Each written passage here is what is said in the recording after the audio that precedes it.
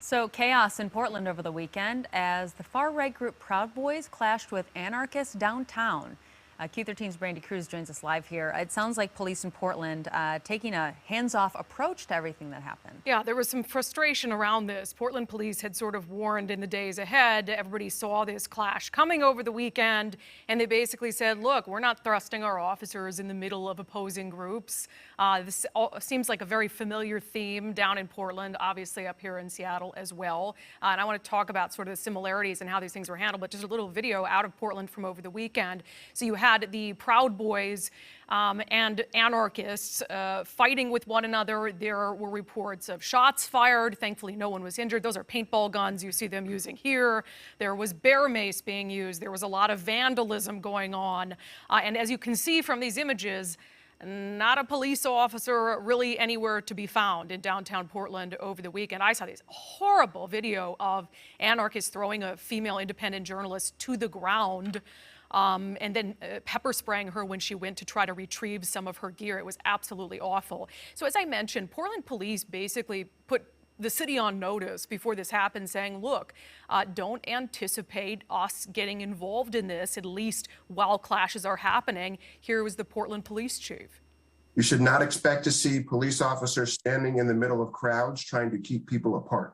There are many situations that it's not practical or effective for officers to wade into when you have groups clashing, particularly groups that sometimes are armed, who come there with weapons and things of that nature. And then you're sending an officer into that particular situation where, it's just not a safe situation for anyone in that particular moment. Yeah, and if it's not safe for police, it's certainly not safe for the rest of the citizens of Portland who are around that area.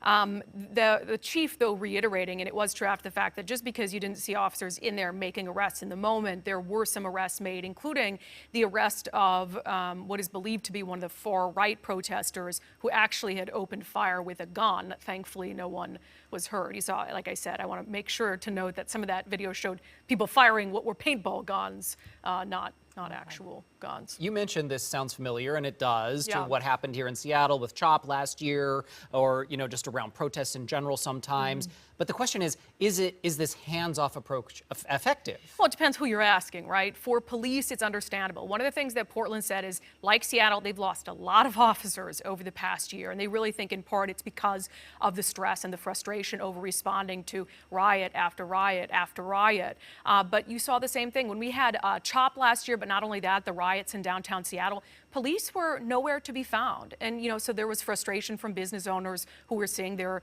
businesses smashed in. I will tell you firsthand, there was frustration from the media.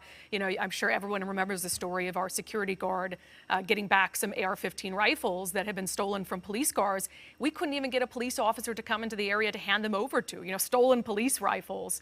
And of course, there were a lot of dangerous situations up on CHOP that occurred, deadly shootings where there weren't police around, and it took police a long time to respond to the area. So you're starting to see police departments in these areas that have frequent clashes go more hands-off for a variety of reasons. Whether that is an effective tactic or a tactic that the community is going to support, I think that remains to be seen. But, the chief of police in Portland is right. You've often in the past seen police act as almost like this human barricade trying to keep two groups apart.